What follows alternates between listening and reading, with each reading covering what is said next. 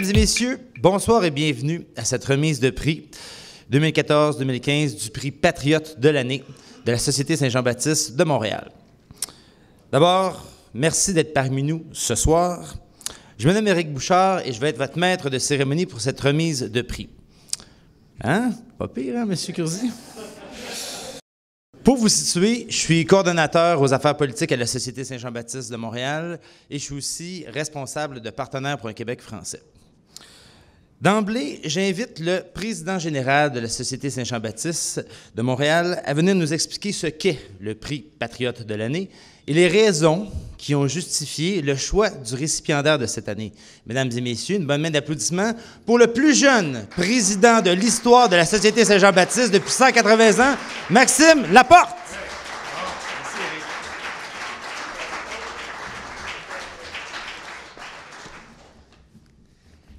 Alors, monsieur le récipiendaire, chers membres de la famille, chers amis, chers collègues, c'est un grand plaisir de vous recevoir ici en cette humble et belle demeure qu'est la maison Ludger-Duvernay. Et je vais vous expliquer un peu ce qu'est le prix Patriote de l'année. Ça va comme suit. Alors, en mémoire du mouvement patriote des années 1830, la Société Saint-Jean-Baptiste de Montréal décerne le titre Patriote de l'année à une personne qui s'est distinguée dans la défense des intérêts du Québec et des luttes démocratiques des peuples. Parmi les anciens récipiendaires du prix créé en 1975, on retrouve notamment Jacques Parizeau, Bernard Landry, Camille Lorrain, Gérald Godin, Jean Duceppe, Pierre Falardeau, André Ferretti, Raymond Lévesque, Paul Piché, Yves Michaud, Fernand Daou, Locke Merville, Dominique Champagne, Loco Locas, Frédéric Bastien, notre récipiendaire de l'an dernier, et bien d'autres encore. Et cette année, comme vous le savez tous et toutes, le Conseil général de la Société Saint-Jean-Baptiste de Montréal a résolu à l'unanimité que notre patriote de l'année 2014-2015 sera nul autre que M. Pierre Curzi.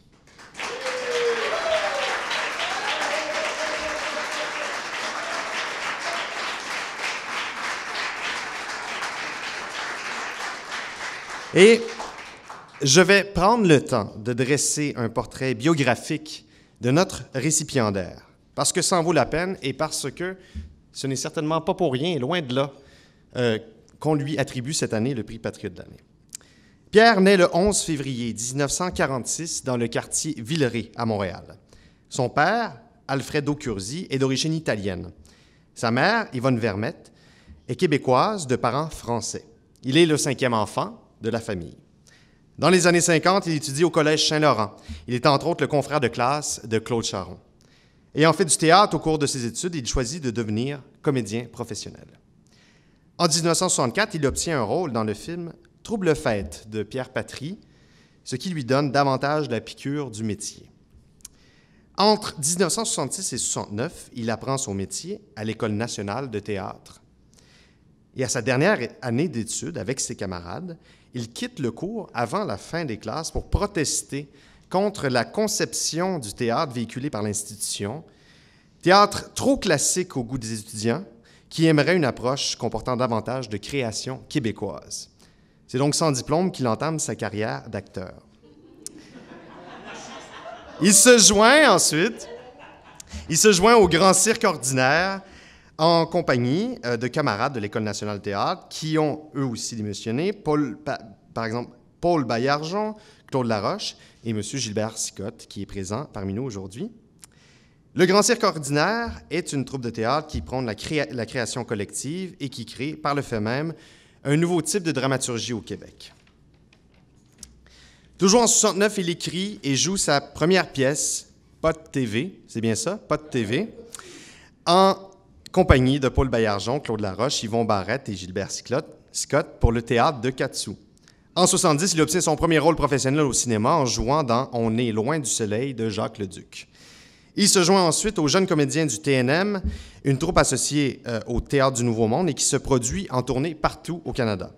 C'est à cette époque, en découvrant les deux solitudes, justement, du Canada, qu'il acquiert la conviction de la souveraineté nécessaire, la nécessaire souveraineté du Québec.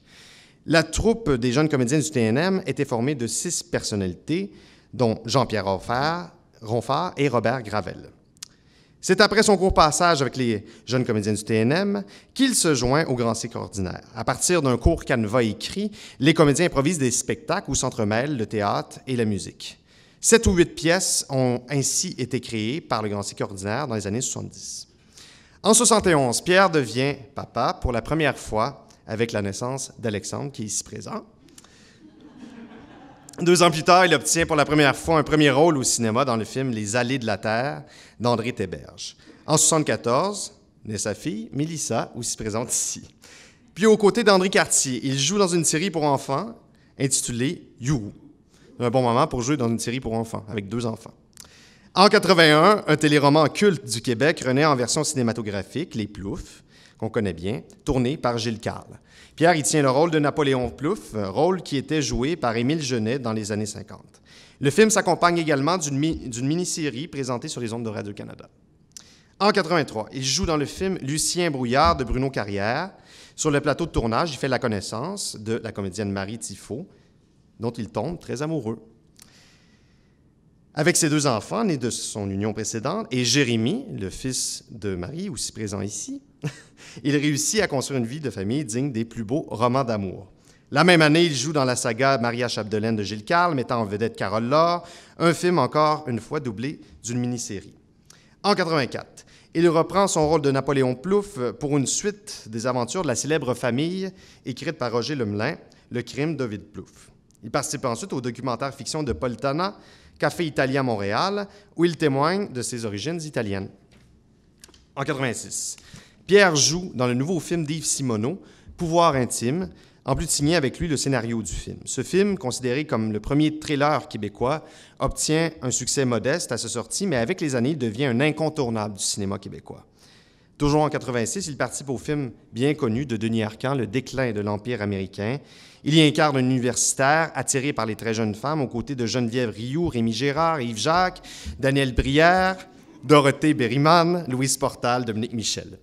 Le film obtient un immense succès tant au Québec qu'à l'étranger. Il est même présenté au prestigieux Festival de Cannes. Le déclin de l'Empire américain reçoit même une nomination aux Oscars en 87 comme meilleur film étranger. Le 23 novembre 1986, lors du tout premier gala MétroStar, il reçoit le trophée du meilleur acteur de cinéma pour Le déclin de l'Empire américain, un prix décerné par le public. Entre 86 et 89, il tient le rôle de François O'Neill dans l'un des téléromans les plus populaires des années 80, des Dames de cœur, Les Paillettes. En 88, il joue à nouveau avec sa compagne de vie Marie Tifo dans le téléfilm T'es belle, Jeanne, de Robert Ménard. Puis après, il tourne avec Yves Simoneau dans le film Dans le ventre du dragon, où il tient le rôle d'un livreur du circulaire aux côtés de Michel Côté, Rémi Gérard et David Lahaye. Dans les 2 années suivantes, il reprend de nouveau son rôle de François O'Neill dans le téléroman Un signe de feu de Lise Payette, la suite des Dames de cœur. Jusqu'en 91, il participe à l'une des séries télévisées les plus populaires de la télévision québécoise, bien sûr, Les Filles de Caleb. Il y tient le rôle de Dosité Pronovo, le père du célèbre village, joué par Roy Dupuis. Pour le tournage, il partage aussi la vedette avec Véronique Leflaguet, Marina Orsini. En août 1996, à la suite du décès prématuré du comédien Robert Gravel, il reprend le rôle du directeur Gilles Bazinet dans le téléroman quotidien Virginie, écrit par Fabienne Larouche, rôle qui avait été créé par Robert Gravel au tout début de la série. Il sera le directeur de l'École Sainte-Jeanne d'Arc jusqu'en 2017. À partir de 1997, et pendant 10 ans, il préside l'Union des artistes, le syndicat qui défend les droits des artistes au Québec. Au cours de ces années, comme président de l'Union des artistes, il aurait été à l'origine de la création de la Coalition canadienne pour la diversité culturelle qui regroupe les associations professionnelles de tous les milieux artistiques, la musique, le cinéma, le théâtre, etc. Leur but est de s'assurer que rien ne menace la culture dans les traités de libre-échange. De 2000 à 2001, il est le président de la Soirée des Jutras, un gala qui récompense les artistes et artisans du cinéma québécois. En 2003, il fait partie du nouveau succès international de Denis Arcand, Les Invasions barbares. Les mêmes personnages du déclin se retrouvent après 16 ans autour de Rémi qui lutte contre le cancer. Le film connaît un énorme succès au Québec et à l'étranger et est présenté au Festival de Cannes. Et par la suite, en septembre 2004, il est élu président de la Fédération internationale des acteurs à Budapest. Il est aussi élu président du Fonds d'investissement de la culture et des communications. En 2007, il quitte son poste de président de l'Union des artistes pour devenir candidat du Parti québécois dans la circonscription de Bordua. Pour clore en beauté sa carrière de comédien, avant qu'il n'entame sa carrière politique, il reçoit le prix Hommage lors de la soirée des Jutras du 18 février 2007.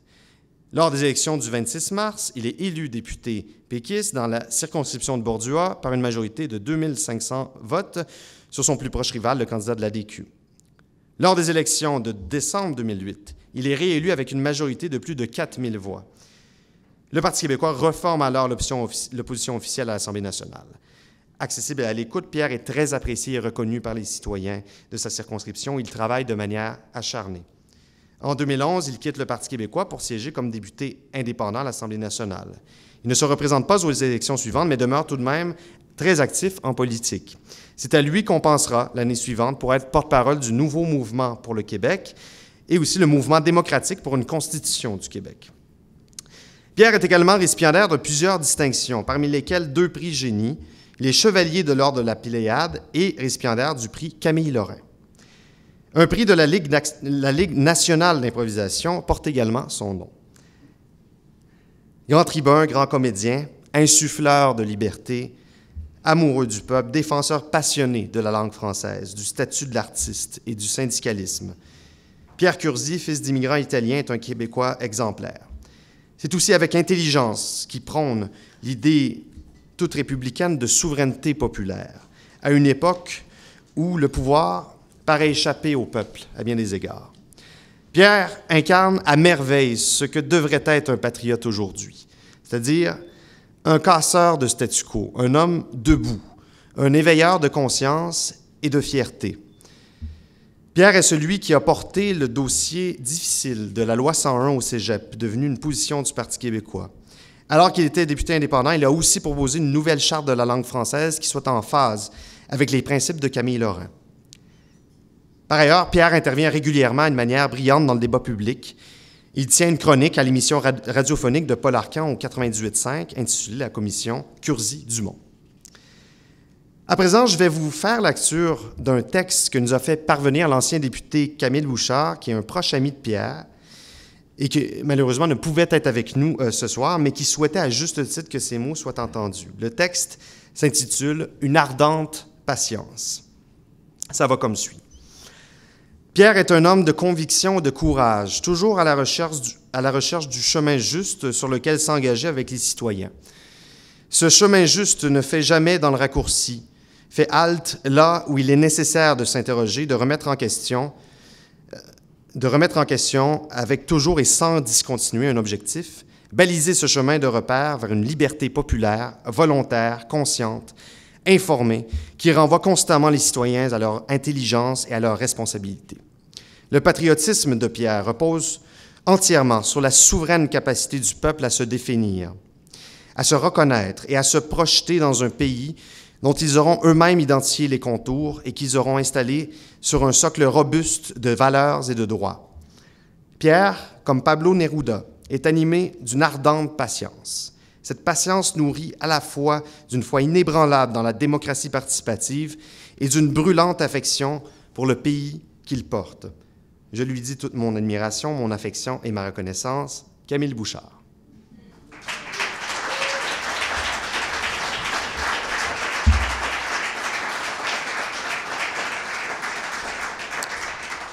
Pierre, la Société Saint-Jean-Baptiste de Montréal, au nom de la patrie reconnaissante, est fière de t'honorer ce soir. Pour l'ensemble de ton œuvre et notamment pour ton travail des dernières années au service de la cause qui nous unit tous et toutes, la liberté du peuple québécois. Pour cela, encore une fois, une grande main d'applaudissements.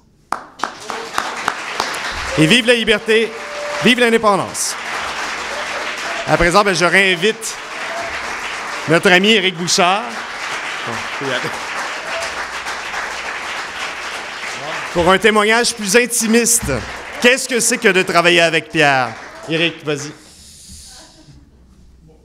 Bon, je suis déjà rendu à mon 2e hommage à Pierre Curzi. Tu commences à être habitué. Parce qu'à la fin, après avoir travaillé 3 ans avec Pierre, on a vraiment, là, je veux dire, il faut, quand on fait de la politique, puis qu'on fait des choses comme on a fait avec Pierre, c'est inexplicable. Donc, je ne pourrais pas prendre du temps pour vous expliquer tout ce qui peut lier des êtres humains dans un combat. En 1983, j'ai 10 ans. Les seuls adultes que j'admire, à part mes parents, c'est Guy Lafleur puis Gary Carter. À un moment donné, mes parents me disent « Viens dans le sous-sol, on va aller écouter Les Beaux Dimanches. » Correct. J'écoute Les Beaux Dimanches, puis là, c'est le début de la série des Ploufs. Au tout début du film, ça commence par une partie d'anneau. Guillaume Plouffe. Et là, puis il joue. 14. 14. 14. Et là, la foule se lève. On a un héros. On a un héros national. On a un héros national, en fait, à Québec. Dans cette partie-là, c'était le héros de la Basse-Ville. Et là, c'est l'euphorie. Et moi, j'ai 10 ans. Tout ce qui m'intéresse dans la vie, c'est le sport. J'ai un héros. Je m'identifie, moi, à Guillaume Plouffe. Puis en plus de ça, après, dans le film, on apprend qu'il est un bon joueur de baseball, puis il va même aller jouer pour les Reds de Cincinnati. Moi, là, je l'ai, mon héros. Mais à la fin du film, j'en avais un autre héros. Un héros un peu obscur, puis je ne comprenais pas pourquoi. J'avais 10 ans. Il s'appelait Napoléon Plouffe, personnifié par Pierre.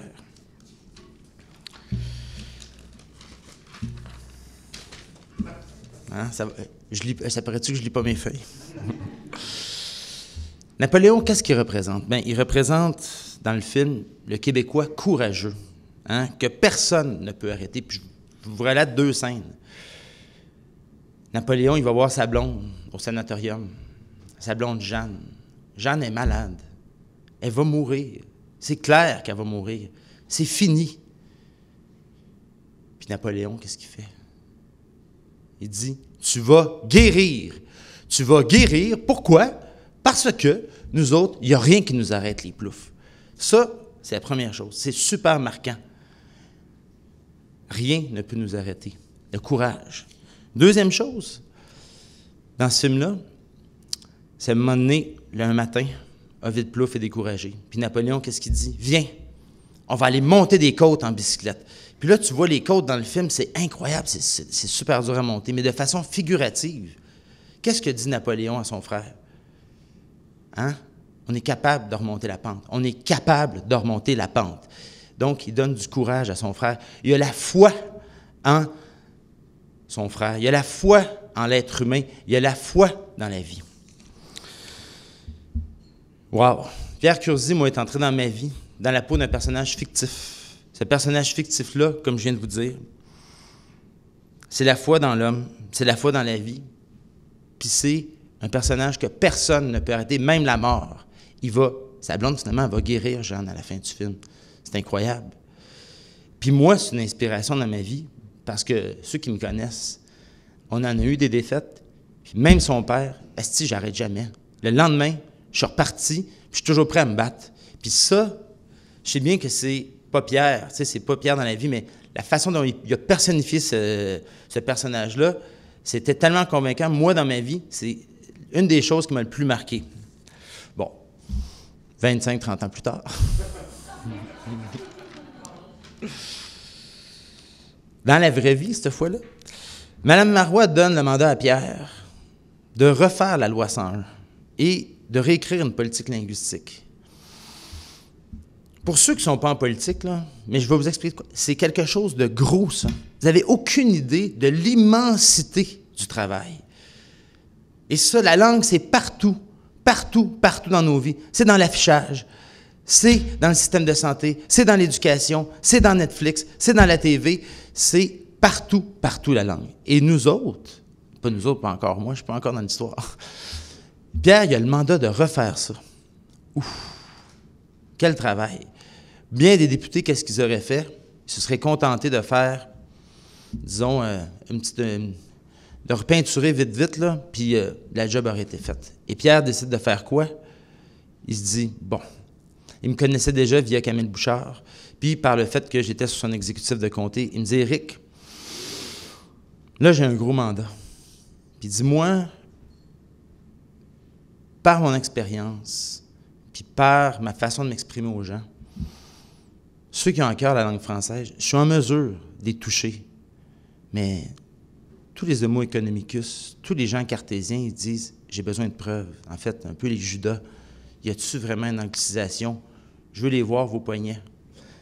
Hein, Thomas, c'est ça? Ouais, Thomas, ouais, je me suis trompé, excusez-moi. Bon. Bon. Donc là, Pierre m'engage, puis il me dit « Écoute, Éric, là, tu vois ces 2 piles de documents-là, je rentre dans son bureau, là, c'est fou, là, 2 piles de documents, ça d'autres. Ça, c'est juste des documents, c'est juste des études accumulées. Des choses que les gens y ont remis, puis Pierre, il n'a pas le temps de lire tout ça parce que dans un métier de député, tu travailles, tu fais un lancement de ci, un vernissage de ça, tu as le travail à l'Assemblée nationale, en plus de ça, il faut que tu ramasses de l'argent, il faut que tu t'occupes de ton exécutif de comté, bref, tu n'as pas le temps. Fait que là, il me met ça entre les mains. Puis, méchant défi, Éric, ça me prend une nouvelle politique linguistique, puis ça me prend une nouvelle loi 101 avant une nouvelle élection. Imaginez tout ce que ça peut me faire chez moi, ça. Méchant défi, là. C'est fou, là, Pierre, ce que tu as fait, là. Non, mais il faut s'imaginer ça dans la vie, là. Il n'y a pas beaucoup de monde qui écrivent ça, des lois 101 dans une vie. Non, mais OK, dans l'histoire du Canada, regardez l'histoire du Canada, OK? En 400 ans, là, OK, le français a reculé, il y a eu la conquête, tout ça. Il y a eu un moment donné dans l'histoire, les francophones se sont réveillés autour des années 60. Puis là, il y a eu la commission Laurando-Danton. Puis après ça, il y a eu la commission Gendron. Puis de la commission Gendron, OK, le peuple, ça faisait 15 ans qu'il parlait de la langue. Le peuple voulait se libérer. Et Camille Lorrain, dans sa grande intelligence, avec les gens qui l'entouraient, OK, des leaders comme Camille Lorrain, là, tout le monde parle de René Lévesque, tout le monde parle de bien des leaders. Des gens comme Camille Lorrain, il y en a 2. Il y a Camille Lorrain, puis il y a Pierre Curzi. Parce que là, Pierre Curzi, qu'est-ce qu'il fait? On ne fait pas le travail à moitié. On s'assure du fait français, OK? On s'assure de la survivance de cette langue, on s'assure de la survivance de la culture, on s'assure de la diversité culturelle dans le monde. C'est pas une tâche banale. Puis toi, tu me donnes cette responsabilité-là. Ça, c'est un grand homme. Ça, c'est un patriote. Par la suite, on travaille. Je travaille des mois et des mois. Je finis par aboutir avec le Grand Montréal sans anglicise. Le document, il est fait. Pierre peut faire ça. Il dit, ouais, pas sûr. Je vais aller sur la place publique avec ça. Éric va me retravailler ça. Il peut faire ça. Ou dire, ah ouais. Il peut faire comme Napoléon Plouffe. Il peut avoir le courage d'affronter le Québec, qui est en train de mourir du cancer de l'anglicisation. Puis il peut être assez fou pour y dire, vous allez guérir.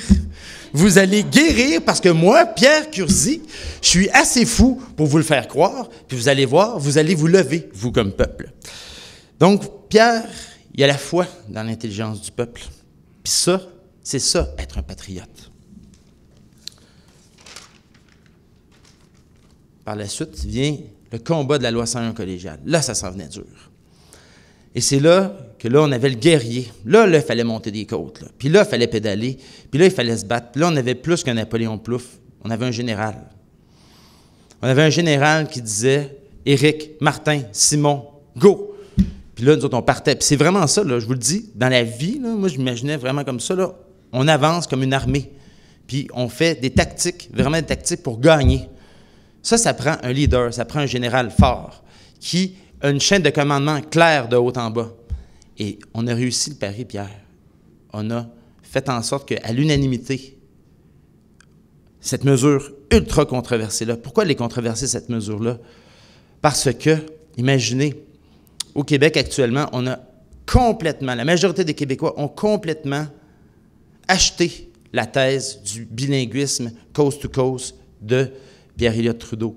Et donc, de dire que non, on va faire comme Camille Lorrain, ça va être un français langue commune, ce qui veut dire des institutions en français, dans un pays en français, et oui, on va donner, on est assez intelligent, on va donner des institutions aux anglophones, de faire ce combat-là, donc, de réveiller les gens, leur dire « Allô, hein, vous n'êtes pas en train de mourir, là, la gang, là. Vous êtes capable de vous lever debout, puis vous allez guérir. » Bien ça, Pierre, il a fait ça.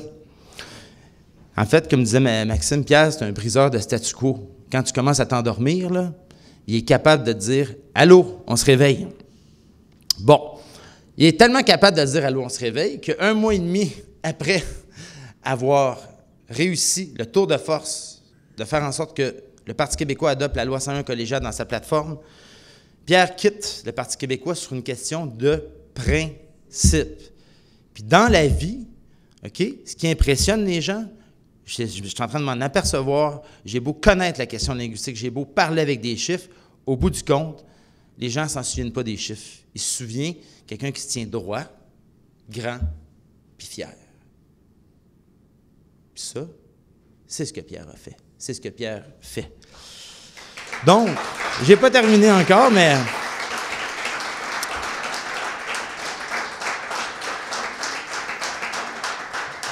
Il est tellement grand, Pierre, il est tellement grand. Hey, là, attends un peu. Inquiétez-vous pas. Sérieusement, si vous voulez, par la suite, je peux vous sortir toutes les autres affaires. OK? On est là pour l'hommager, là. Hein? Non, je te ferai pas de bien cuit. Je t'en ferai pas de bien cuit parce que, franchement, c'est le prix Patriote de l'année.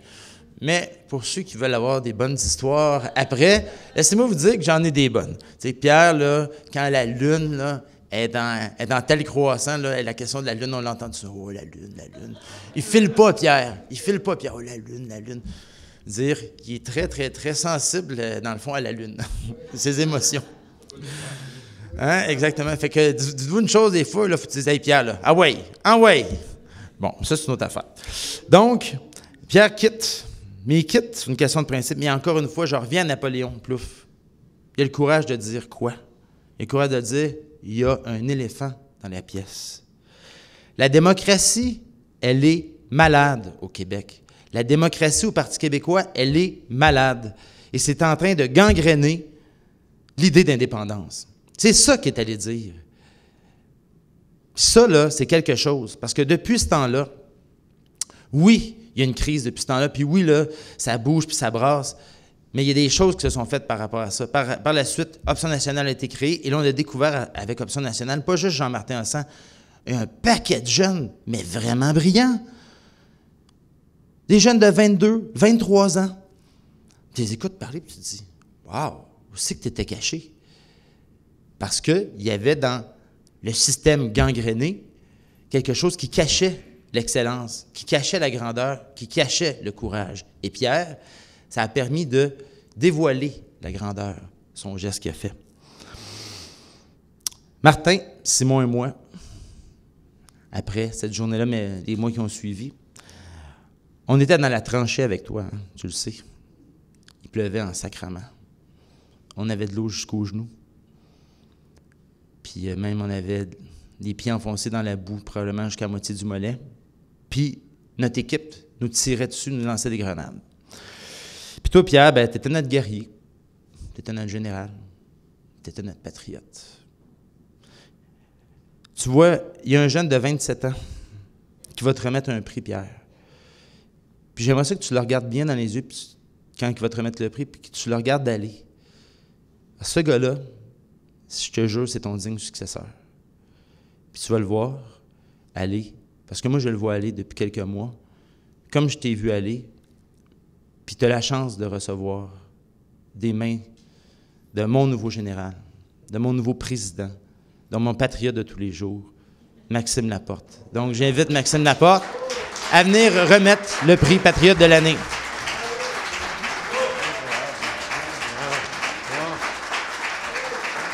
Alors, Pierre Curzi. Donc, tous ceux qui ont des caméras, c'est le moment. Et après, on va avoir la chance d'avoir Pierre Curzi qui va nous livrer un discours enflammé. Oui, bon. N'est-ce pas? Je te regarde dans les yeux. Oui,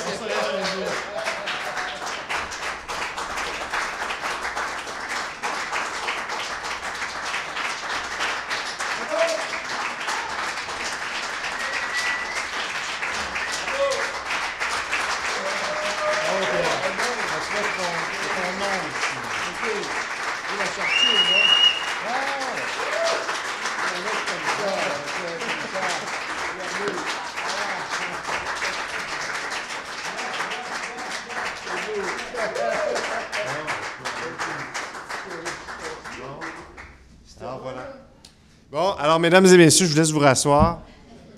Et à présent, on va entendre M. Pierre Curzi. Pierre. Oh, oui. Merci. Quel hommage incroyable. D'abord, merci, Éric, parce que je me demandais en diable, comme toujours, avant de prendre la parole, mais de quoi, diable, vais-je parler? Tu as fait tout le discours. C'est merveilleux. Je suis complètement libéré. D'autant plus libéré que il n'y a pas de plus beau cadeau quand on fait... finalement, quand tu regardes ça, je t'écoutais, Maxime, j'avais l'impression que le film de ma vie se déroulait. Je me disais, ouais, là, il faut que ça arrête à un moment donné parce que... Ouais. Mais quel plus beau cadeau on peut avoir que d'entendre, de constater qu'il y a une suite. Et moi, je t'écoutais, Éric, je me disais, mon Dieu, ça ne peut pas être plus splendide comme héritage, comme suite que ce que tu as dit, la façon dont tu l'as dit, l'aisance avec laquelle tu parles, l'intelligence de toute l'articulation de ton discours, je trouve ça formidable. Bravo, merci. Je t'admire. Ce qui est Jay. C'est la même chose dans la vie. Quand les enfants sont là, Mélissa, Alexandre, Jay, ben c'est une suite incroyable familiale qui est merveilleuse. Et puis aussi, quelle belle occasion pour se retrouver. Je pense que je vais être honoré. Je veux recevoir ce prix-là chaque année parce que c'est l'occasion de voir tout le monde. C'est un prix qui m'a un petit peu intrigué. Quand Maxime m'a téléphoné, je me suis dit, ouais, patriote, ouais, est-ce que je veux vraiment être le patriote de l'année? Je me suis posé deux questions. La première, c'est pourquoi diable, qu'est-ce que j'ai fait de différent de cette année qui justifie ça? Tu sais? Il me semble que je n'ai pas tellement fait de gestes marquants au cours de cette année. Ça a été la première question. Puis la deuxième, c'est qu'est-ce que c'est que cette notion-là de patriote? Qu'est-ce que ça veut dire maintenant? La première question, j'ai compris que le prix était remis pour la détermination et puis finalement l'engagement régulier, constant. Puis il y a quelque chose de naturel là-dedans. Et ce que j'entends aussi, ce que tu dis, et c'est vrai, tu as une bonne lecture, tu fais une bonne allégorie de certains personnages avec leur signification large. J'avais conscience, quand je jouais Napoléon, de jouer un archétype. J'avais conscience d'être en train d'incarner une partie de ce que nous sommes comme Québécois, comme peuple. Et cette conscience-là, elle m'habitait aussi dans le métier, dans la façon dont j'ai tenté, pas toujours, mais souvent, d'incarner des personnages, avec le sentiment que l'activité d'acteur, c'est une manière d'illustrer un peu de ce que moi je peux contenir de collectif. Il y a ça dans le métier d'acteur. Il y a le fait qu'on incarne pour un moment une image, un personnage qui parle aux autres, qui dit aux autres un peu de ce qu'ils sont. Ce reflet-là, ce miroir-là, c'est une manière d'approfondir sa propre connaissance de soi et d'un soi qui soit collectif. Il y avait ça. L'autre notion, c'est qu'est-ce qu'on fait avec cette notion de patriotisme au moment où tout tend à ce que cette notion-là devienne quelque chose d'un peu vieillot, quasiment de ringard. Tu dis, un patriote, il va être là avec la ceinture fléchée, la pipe, la tuque, puis le fusil, tu sais. Il y a quelque chose comme ça. Puis, au contraire, ça force. Et moi, depuis que je sais ça, parce que ça fait quelques semaines que tu m'as téléphoné, Maxime, j'ai été obligé de m'interroger. Puis, j'avais des pistes. Il y a des choses que je comprenais. Mais c'est quand Camille m'a envoyé ce message-là, celui que tu as lu, qui m'a fait parvenir, tout d'un coup, il a mis le doigt sur là où je pense que moi, je suis rendu comme patriote et où je pense que la notion de patriotisme est rendue. Elle est rendue non pas dans une définition étroite d'un fier combattant penché avec son fusil. Ça nous appartient entièrement. Ça a été notre histoire. Ça, c'est le fondement d'un réveil collectif qui s'est appelé les Patriotes. Et c'est cette longue bataille-là qu'on poursuit. Et on la poursuit drôlement parce que de ce temps-ci, même s'il n'y a pas des gens avec il y a des gens avec des fusils. Il y a un parti conservateur avec des fusils pointés sur nous qui est en train de tirer à boulet rouge sur ce qu'on est, sur ce que nous sommes, sur les fondements de ce qu'on est, sur nos valeurs, sur nos convictions, sur nos choix sociaux, de nous organiser comme une nation libre et bien définie. Et ils le font systématiquement et c'est pas un hasard, c'est une volonté claire. Il y a une idéologie qui actuellement actuellement nous attaque et veut nous aplatir. Et non seulement il y a une idéologie par les conservateurs à Ottawa, mais c'est drôlement appuyé par les libéraux actuellement qui sont en train littéralement de sabrer complètement tout ce qu'on s'est donné comme société récente au moment de la Révolution tranquille. C'est clair.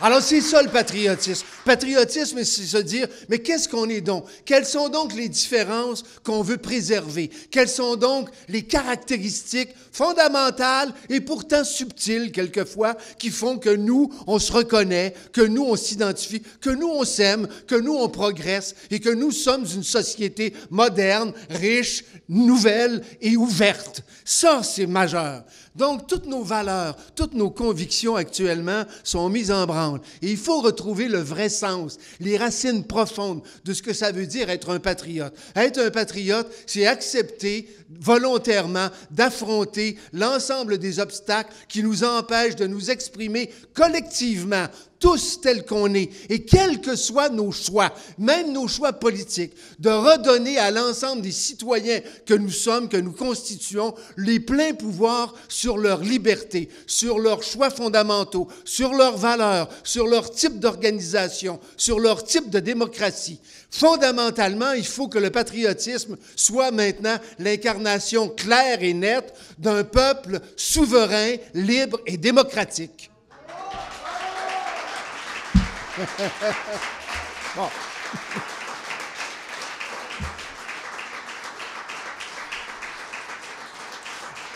La question de la langue est une question complexe. Éric en a parlé. Vraiment, on y aura consacré. Puis, tout le travail que j'ai fait sur la langue, c'est sûr que la main ouvrière et l'intelligence et la plume, c'est Éric qui la tenait. Alors, je lui rends hommage. Et à Martin et aussi à Simon. On a fait un travail d'équipe. Je pense qu'on est... maintenant, tu l'exprimes clairement, mais quand on le fait, on n'est pas toujours conscient d'être au cœur de l'identité. Puis le cœur de l'identité au Québec, qu'on le veuille ou pas, et malgré l'ouverture qu'on doit maintenir de toute obligation, le cœur de notre identité demeure lié à la langue. C'est ce qui nous a créés, c'est ce qui nous a fait.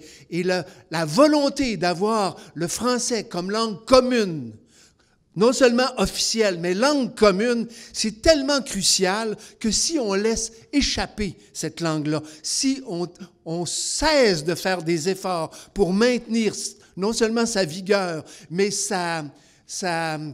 son installation, son incrustation dans toutes nos institutions, dans toutes nos municipalités et dans toutes nos fréquentations des réseaux, notre approche de la culture. Si on oublie que ça, c'est le cœur de notre identité, moi, je suis craintif de ce que nous pourrions devenir ou ne pas devenir. Mais c'est clair que la langue n'est plus ce qui mobilise comme ça l'a déjà été. Et je peux comprendre ça, parce que au-delà de la langue, il y a un monde qui s'est transformé profondément. Et ce monde qui s'est transformé, il nous transforme aussi.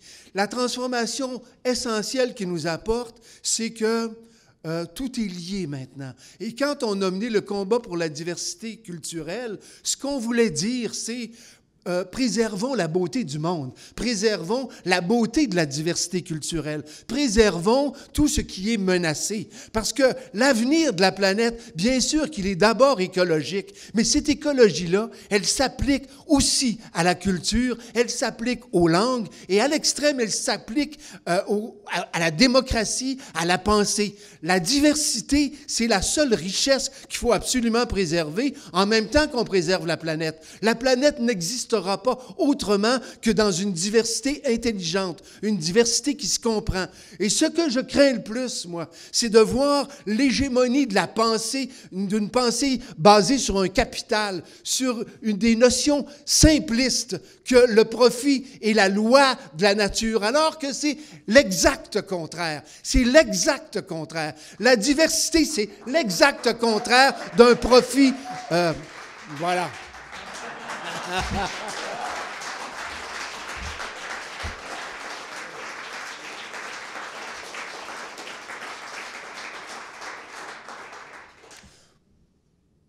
Dans le fond, moi, j'en suis rendu à avoir... Moi, je n'ai pas de méfiance ni de haine envers les partis politiques. Je pense que c'est une institution noble qui mérite d'exister.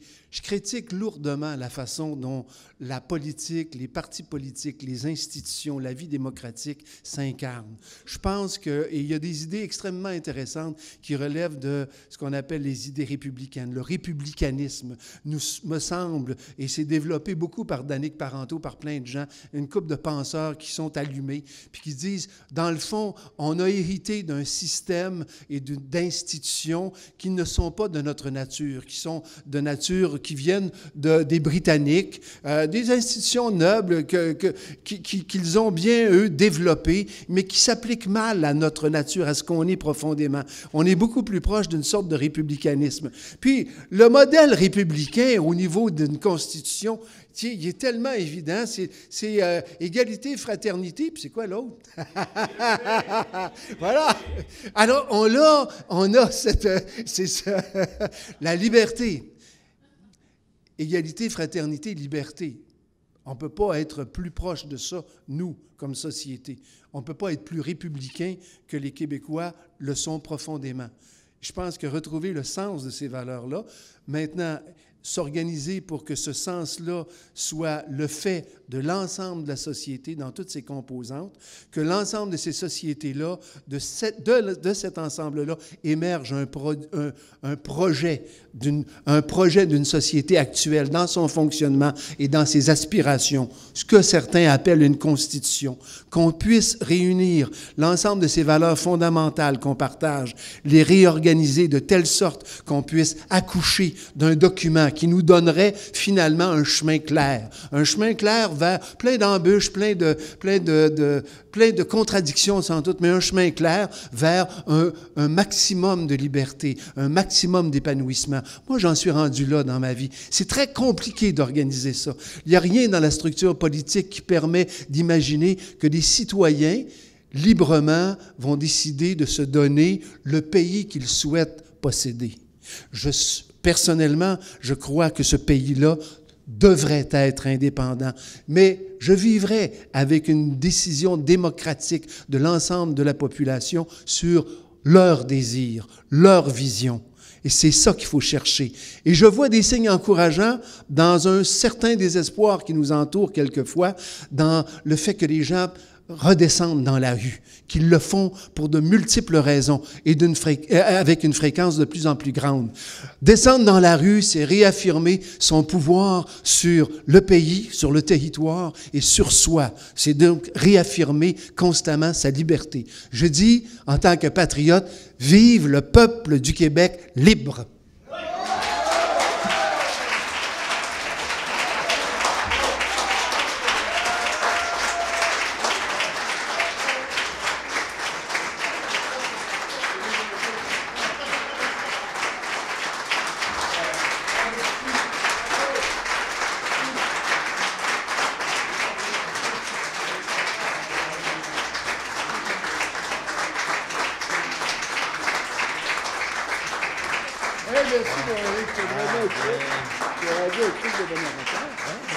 Ça m'inspire.